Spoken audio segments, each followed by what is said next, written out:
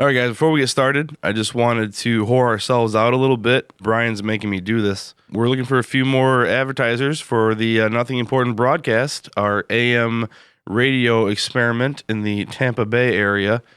It's $30 for a 30-second spot on the broadcast and on our podcast and some other goodies.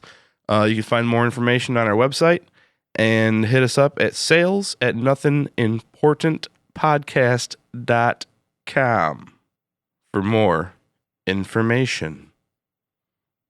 But it appears he is on the phone with her, so I think we're being Wexlered right now. Is I guess what I would call it. That's the name of that's the episode name right there. We're being seahorned in real life. We're not getting shoehorned. We're getting seahorned. That's when you get pushed out of something. Shoehorned. Right. She's probably recording her own crappy podcast. Like, hey, Patrick, I know you're supposed to talk to those two idiots from Chicago, but I also have a microphone and dozens of listeners. You're listening to Nothing Important. Please enjoy the show. That's great. That works.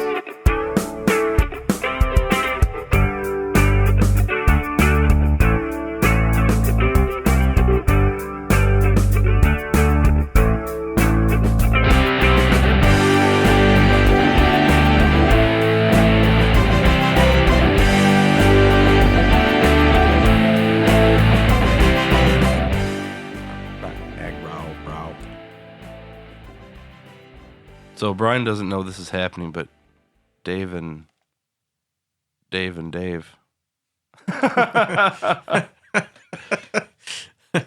So I'm sitting in Third City Sound with my friend Alex Hoffer. Say hi, Alex. Oh, hi, Alex. We're going to kill some time here while Brian figures out how to call me back.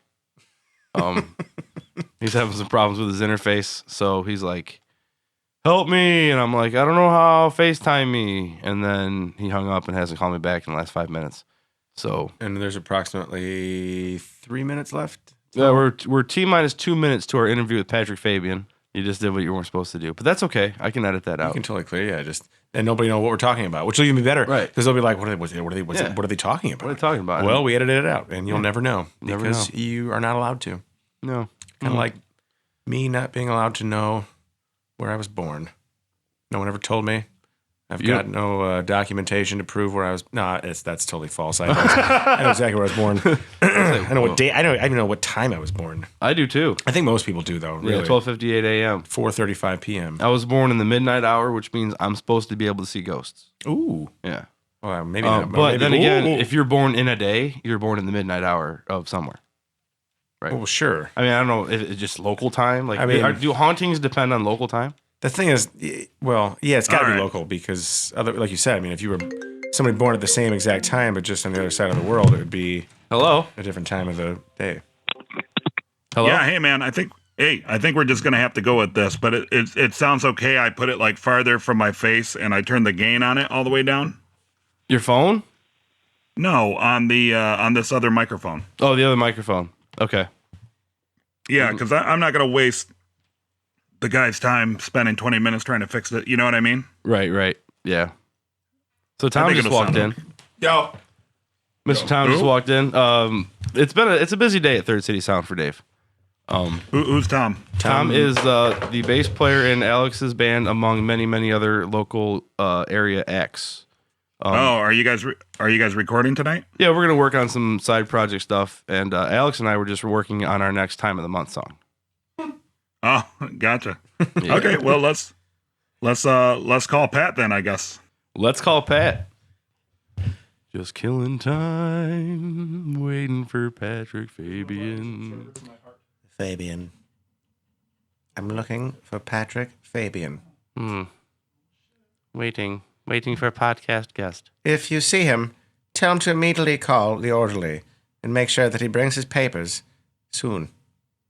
Otherwise, we'll not be able to process him correctly. All right, are you there, Dave? I am here. Are you recording? I'm recording. Oh, okay. So anyway, all right, let me start. All right, so we don't have our guest on the phone because I just called Dave, and I wish there was a way to record that because we actually got his voicemail. So I left him a message saying that I was calling him. Oh, It's like, you were recording that? No, I have to swap it over, and anybody who's listened knows that I am not awesome with the iPhone at all. Damn it. Absolutely. That's okay. We could just go ahead and start now, and I know you're going to leave most of that bullshit anyway. So, ladies and gentlemen, it is the Nothing Important Podcast. My name is Brian. With me, as always, is Dave. So, Dave, hello.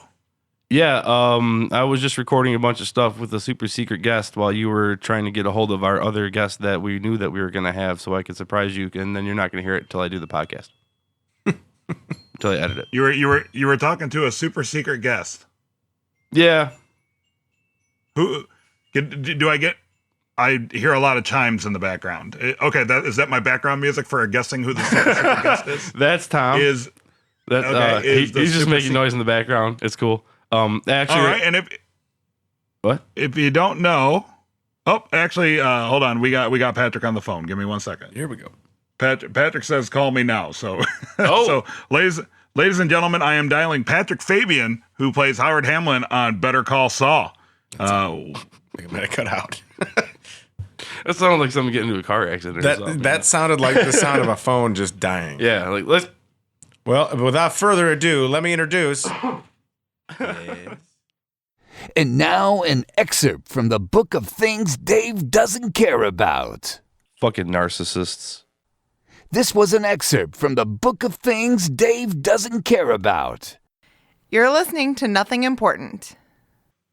All right, so coming up is our kind of off the rails interview with Better Call Saul actor Howard Hamlin himself, Patrick Fabian. And man, what a fun interview! Not because it was the most structured, or even the most like informative, but like it was just absolutely silly and ridiculous everything that happened, and it was absolutely great. Yes, it was fun. It was fun for me. I'd never done one before with you guys, so it was nice to be able to get a chance to come and sit in with you and do that. Yeah, and that voice that you're hearing, folks, is Alex Hoffer. Alex Hoffer is a musician from the Chicagoland area. Alex, why don't you go ahead and plug your website and your band? Yeah, my name is Alex Hoffer, like he said, and website's alexhoffer.com or alexhoffermusic.com. Either one works. It's Hoff, like David Hasselhoff, just minus the hassle. And like you said, I'm full-time musician around here. I met Dave several years ago. Hofffer. Need more input. But yeah, I'd expressed some interest to sit in with something like this with Dave for a while, and he invited me tonight and was kind enough to let me sit in, and it was a lot of fun. Well, good. We're glad that you came on. What did you think about? What did you think about Patrick? Very cool dude, right? Very normal. Very He's a very down to earth guy. You know what I mean? Like you could absolutely see yourself sitting somewhere, having a beer with him, having the same conversation that we just had. And as we were kind of discussing earlier, I think it's you mentioned it got off the rails a little bit, but I think for a lot of people, I mean, at least I know personally when I listen to some people talking to somebody from a show or from a sports athlete or whatever it may be, I find it's always a little more interesting when you're able to get them to talk about just totally normal things that normally they might not talk about on air with somebody, like, in a podcast setting, a radio setting, or whatever it may be. So I think it's funny. Like you said, you don't really learn a whole lot about the guy and what he does in the show, on that particular show, but you do learn a little bit of how cool of a person he is. Yeah, you learn about them as people, and stuff like that. Like when Eric Griffin called in, and we were in the middle of a conversation about what superheroes you would put on what position of your football team. And we just started the conversation like that. Like, hey, so where would you put the Hulk on your football team? It's a good question too, because it really, there are a lot of good places. Right. It's not just one. He's kind of like the Red Green. I want to get back to Patrick real quick, but before I do, for the record, once again, I want to state that Eric Griffin from Workaholics' opinion about the Watchmen movie is completely wrong. Which guy is Eric Griffin from? Montez. He plays Montez on Workaholics. All right. Yeah. So anyway, Patrick, totally fun. Started the conversation talking about his children, which I can totally relate to because I have two small children, and I have a dog, so I can totally relate. Yeah, I've got a dog too. And no same kids, so I know basic exactly thing. There's no difference between raising children and raising a dog. You feed them, you put some water in a bowl, and you're good to go. Yeah. Right. They both shit everywhere, and when you really want to hear the TV, that's when they start making noise. It's the same exact thing. Like some of my friends that have kids and my family have kids, like young kids too. Like I'm starting to like actually come to the realization that I think kids actually shit more than dogs do. Probably. Now at this point, it's pretty. I'm blown away sometimes. Like, man, that dog is stopped pooping, and this kid is still shitting himself. Couple cool tidbits that Patrick did let us know. I'm pretty excited to hear the Kettleman's commentary track for the entire first season of Better Call. They have to be back. What in a season cool 2. idea for a bonus feature in a DVD or Blu-ray collection, to have the characters of the show doing the in character. That exactly. I mean, character. that idea I think was. I've never heard of that before. I mean, they were in like I guess they were pretty big plot points. Are they? They were like 3 episodes. Yeah. I have to divulge that I don't know a whole lot about the show, so I don't know who they are. Like, are they weird characters? Are they kind of strange people? They were kind of odd, and they were a very influential case in Jimmy's career as a lawyer. And well, I tell you what, Alex, why don't you buy the Blu-ray of Better Call Saul season 1 with the Kettleman commentary on it? I'm gonna have to do that. Support our friends at AMC and Better Call Saul. And we'll talk to you next week. And in the meantime, here's Patrick Fabian kind of on the phone with us. Oh, man. Dave, you there? I'm here. Patrick, you there? Man, how you doing? Hey, Patrick. All right. Right is right. Sorry. Hey, you guys have kids, right? Oh, man, I got 2 of them. Yeah, Dave doesn't, but I got 2. I am one. Yeah, remind me why we did this. We just had 2 kids over to our 2 kids, and you put 4 of them together, and it's an advertisement for a vasectomy. I'm like, oh, do we have to shout everything at everyone? Do we have to do this? Oh, do we have to pick up every fucking toy in the house? Okay, I guess so. I always tell my friends who are just now having kids, it's kind of funny because when they're birthed at the hospital, the nurse gives you a rundown of what it's like when you buy a car. They give you a rundown of what you are and are not supposed to do with the kid. And I laughed because, they're like, well, make sure that you feed it at a somewhat consistent time. When you hold it, you want to hold it by its ass and the back of its neck. And whatever you do, don't shake the baby. And you're like, well, who the hell would ever shake the baby? Think of shaking a baby. Well, right. Yeah, there are times you just want to shake the damn baby. I just ran into the whole idea of, we have a fireplace. It's a gas fireplace, but the people before us used to burn some logs there, so we just kept the ash there because this is stupid. This is an adult thing. This is an adult problem. I should have removed it a long time ago, but we told them, hey, don't play in there. So we thought, well, that's solved. Right. Yeah. We told our 2-year-old, our 4-year-old, don't play in the fireplace. So their friends were over, and they got the great idea to clean it out. So they got their feather dusters and their pom-poms, and all of a sudden I'm like, why is it gray? And we go in, and the entire front room is just this. It's a terrarium of fucking ash everywhere. And I look at my wife, and my wife is about ready to yell, and I'm about ready to yell. And what are you going to do? So we start laughing. We're like, everybody out. Everything's covered with ash. And I was like, oh, fuck. Okay. Anyway, so that's where I was at, and I'm now sort of cleaned up. And hello, and how are you guys? How's the Midwest? We're doing great. It's a little cold here. How's California? Started off 43 degrees this morning. It was 79 by the time I pulled in the driveway at 5. Significantly warmer than it is here. It's all day long. All day long it's warmer. There's no ash here, though. Real quick before we move on from the topic, I got a little girl who turns 1 year old on Christmas Eve. And I don't know if your kids have gone through this, but my first kid never figured out that she could screech her voice. My new kid figured it out like a month ago, and that's like her main form of communication is just blood-curdling screams. You know what? That's when you realize it's yours. Yeah. That's when you realize other people look at you. You have that child. You're that person. You're that person on the airplane, at the mall, anywhere. They look at you like, what the fuck is wrong with you? You know better. Stay at home. Your little wraith child should not be out in public. Well, Patrick, it's kind of a fun episode. You know how we like to do things. We like to keep it fun Absolutely. and loose. And Dave is actually in his music studio at Third City Sound in Joliet, Illinois, and we actually have Alex Hoffer He's a local musician, has quite a following. He's on the line. He wanted to be on the podcast, so he'll be with us today as well. Alex, say hi to Patrick Fabian from Better Call Saul. How you doing, Patrick? hey, Nice to hear you. I'm good, brother. Nice to hear you. Are you going to provide interstitial music or just sort of an underlying tone of mood to help move me along? More so just underlying confusion is probably what it'll end up being from my end, but we'll see how it goes. I'm just here to sort of keep it rock warm. Solo, if need be. Yeah, I do a good mouth harp, so we'll see if I can break that in at some point. And I mean mouth harp like with my actual mouth, not an actual instrument. Patrick, speaking of musicians, also, we had Kevin Wiseman on at the end of August, and he says... Oh, I love Kevin. Yeah, he says he owes you a cup of coffee. Because he used to buy him coffee all the time? Yes, we did a play together, and and every time I showed up, I always got coffee for him every time. And at one point, he was like, "You have to stop bringing me coffee because I'm going to owe you too much." Because I hate owing people. But I saw him at an Emmy party actually, and he was like, "Hey, I'm sorry, I didn't get a chance to stop by Starbucks on the way here." So he does owe me a cup of coffee. Yeah. So if you see him again, let him know that I brought it up and reminded him. I will. He actually talked about you guys. He goes, you talked to those guys? And I'm like, yeah. He goes, they're really fun. I'm like, I know. Awesome. I got to go visit them live. Dude, anytime you come to Chicago, like I said, I extended the offer last time. You come to Chicago, I'll take you out for pizza and beers.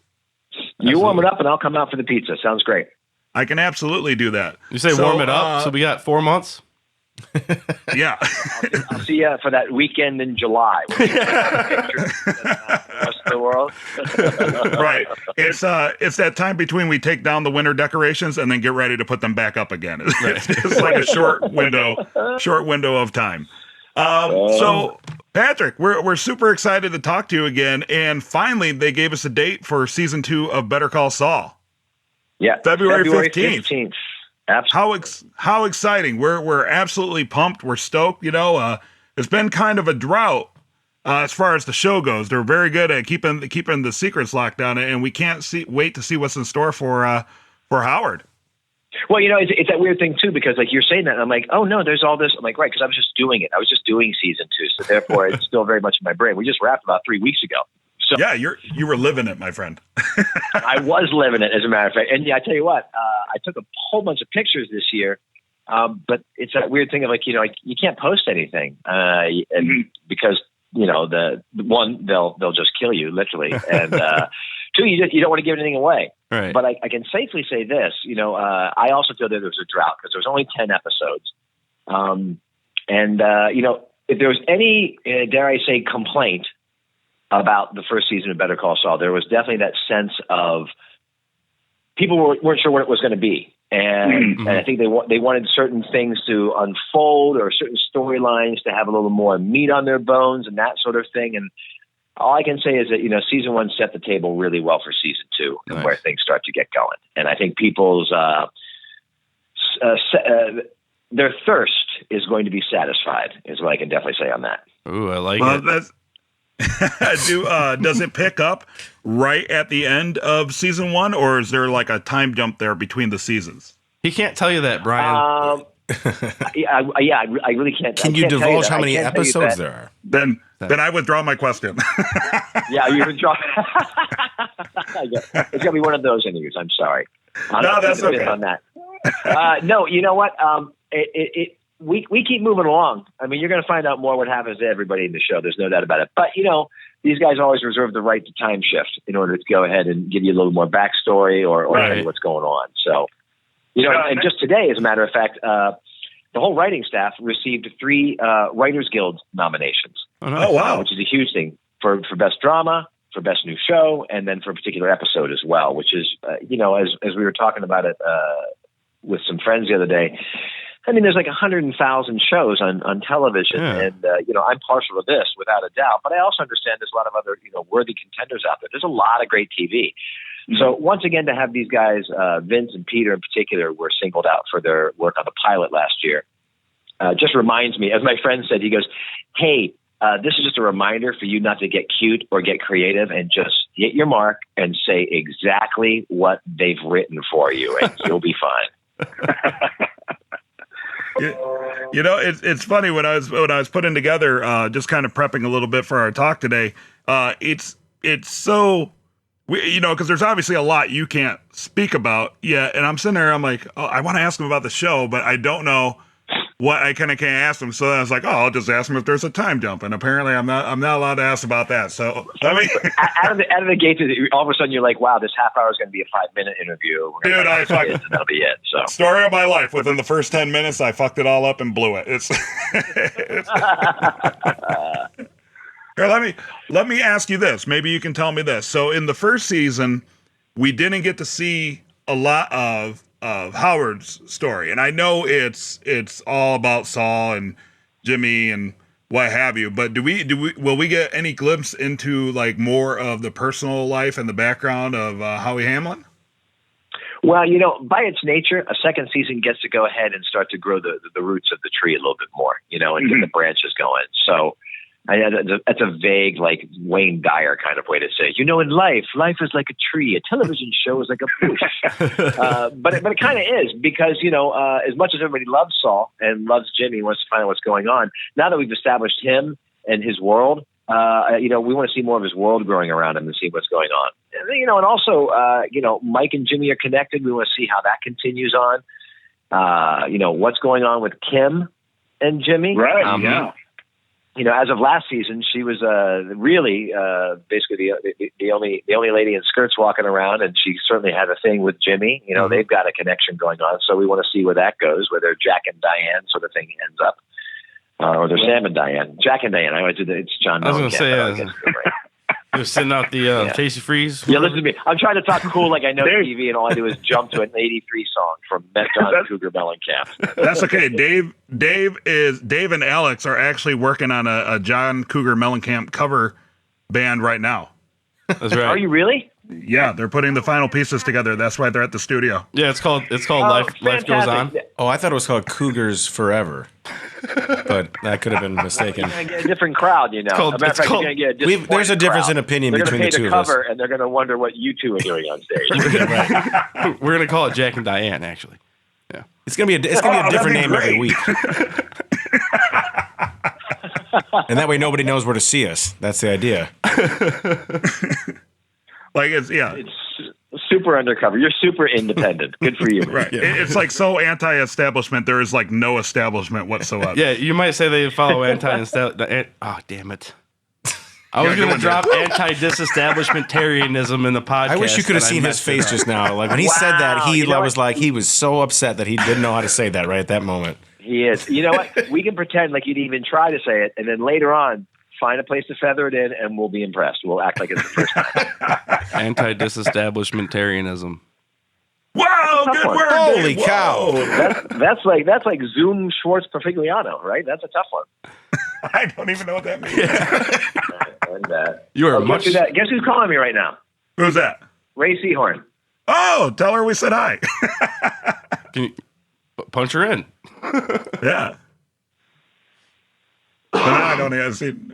What I'm loving about this is we are so far off the rails right now. I'm about to throw it more off the rails. Somehow there was talk of a John Cougar Mellencamp tribute band that has no real name except for a different song title every week. That's where this went to somehow, and I'm just happy that I could be a part of it. Really, thank you for that. That's what we do, Alex. I'm not even sure if Pat's still on the phone.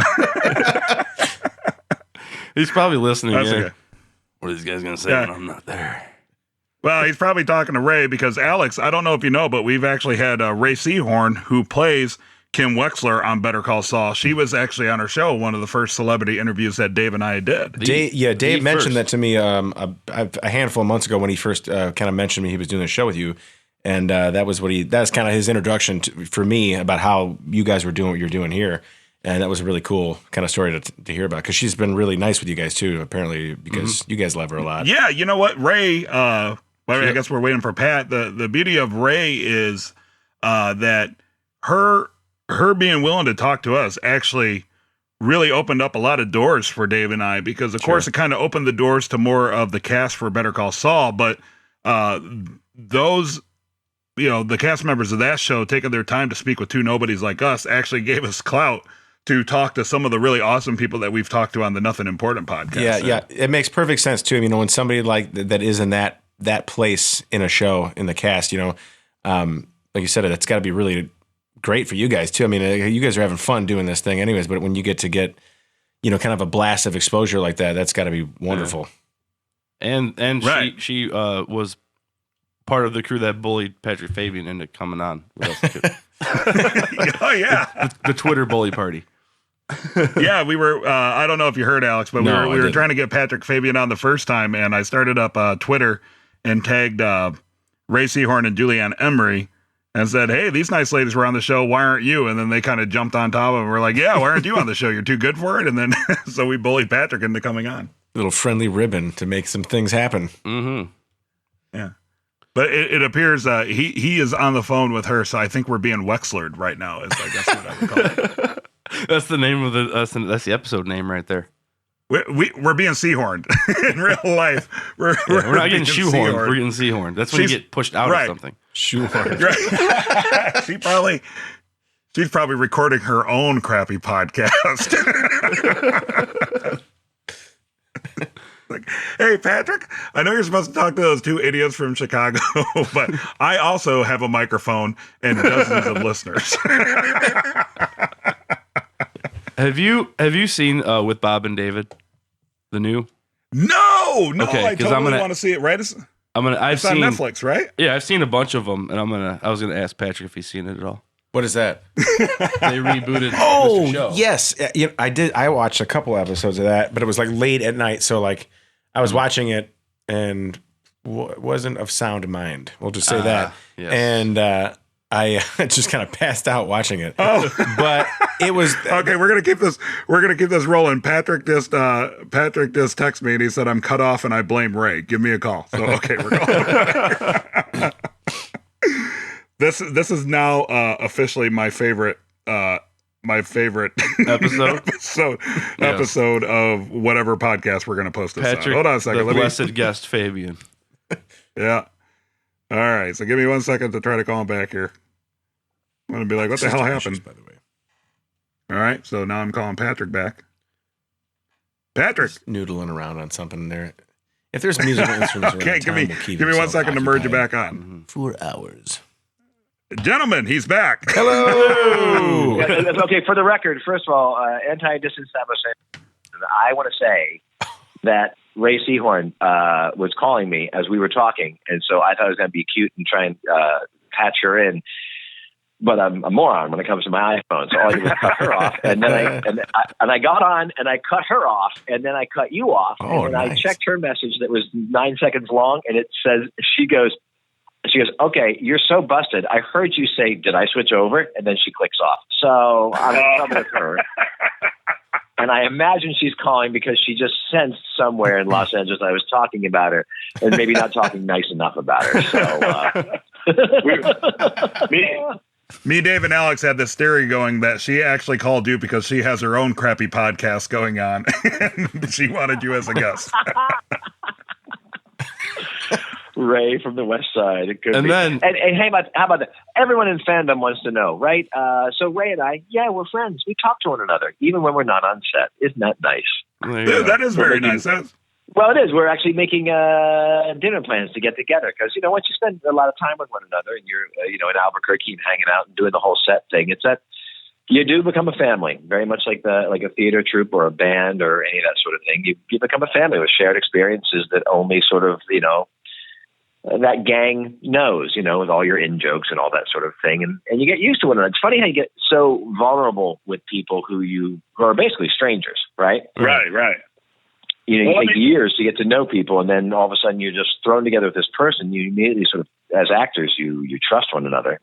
Right. 'Cause you have to absolutely trust them because you just, it's so fraught with low self-esteem and combined with an over-bloated sense of self that you need somebody there who's working alongside of you who allows you to be all those things, at the same time and sort of accepts that. And then you allow them to be that as well. And, Yeah. makes you two little wounded flowers together. That's what.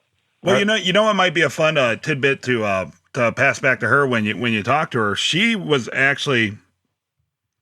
Are you still there, everybody? Oh, Yeah, yes. no, I'm here. Ray has Okay. called back. She'll never call back again. We're giving you attention. Go ahead.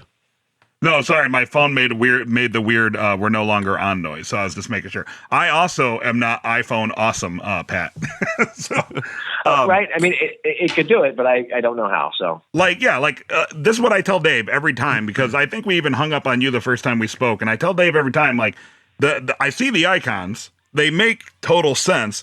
It's just for some reason something happens between my brain and my finger where it just doesn't make the connection to the technology. It just refuses to work. I have not dropped a call yet on this podcast. If I can ask you a question quickly, Patrick? This is Alex again. But you were referring to the cast becoming like a family, which makes perfect sense because you guys spend so much time together. But as a family, I have to assume that there's always like an Uncle Tommy who that's it's the guy he's our family. Oh no, we love him. It's cool, but. Like, do you ever get that? Like, and obviously you don't have to mention anybody's name particularly, but just as an actor I'm in not general. going to say anything, Jonathan Banks.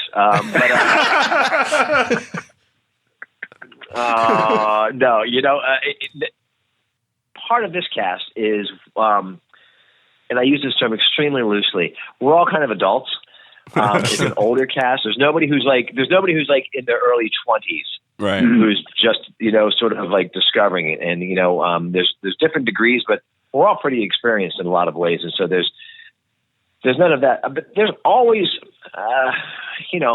cast-wise, I wouldn't say there's necessarily sort of the Uncle Tommy, but in a crew of the size that it takes to create that show, there are some characters, and there are some people who are working some very long hours, and they don't get a trailer to go to during lunch. And after you get about 9 or 10 episodes into it, people start to get a little kooky. People start to get a little flaky. And, there's no one's been asked to leave as far as I know. But it's kind of like we're all going camping, and it's great. We're all excited, and everybody has their responsibilities. And then all of a sudden you get out to the woods and you realize, like, oh, yeah, I totally forgot to bring the flashlight. Or, I was in charge of the food. And so things can start to get a little chippy at some point. And when you're working really hard and working really long, when everything's moving along and everyone's doing their part and doing their job, it can be exhilarating and exhausting. But when things start to go awry, and they always do in any production, no matter how great it is, and that's when you find out like the quality of people you're with and what's going on. Sure. And nobody's throwing chairs in this production, which is really cool, except Tom Schnauz. Is he listening to this? Maybe Tommy is not listening to this. He's our executive director and writer. I'm going to go on a limb. He would say, yes, I would love to throw a chair. I'll go on a limb and say that he's not listening to this. We were, man, now I'm lost. See, this is what I love about this. It's so off the rails. It's amazing. We were talking about iPhones, and I wanted to say, just keep this in your mind. When you get Ray on next time, you have to let me know in advance and text me because I want to call in when she's talking to you. Oh, Absolutely. yeah, totally.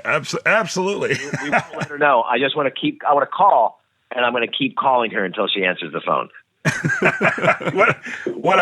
So I'm already anticipating taking over Ray's interview, which will make her so happy. Awesome. Actually, Ray, she chatted with us, and she was. I was just telling Alex when you were on the phone with her or got disconnected or whatever. I was just telling Alex what Ray actually means a lot to our podcast because she was the first cast member to grant us an interview and actually talk with us, and she was so nice and so endearing. And then that kind of opened the doors for Julianne Emery, which of course, remember, they bullied you into coming on the first time. And then sure they did. They bitch slapped me in, and that's the good. I like that. The Twitter slap, right? Was that what it was? Yeah, the tweet slap. It was the tweet speaking slap. of Julianne, I want to get this in real quick. There's the new DVD collector's edition that's coming out of Better Call Saul season 1, and on it is the Kettleman's commentary. Oh, nice. Really? And in character, Mr. and Mrs. Kettleman sit there and diagnose the entire episodes as Mr. and Mrs. Kettleman. That's awesome. It's a very unique. That's a very unique thing to do as a bonus feature to something. Yeah. That's really absolutely. cool. And honestly, I mean, it's the sort of thing if you're going to watch it again and watch them, but they're so talented and so good. I'm very, very excited. I actually ordered mine today.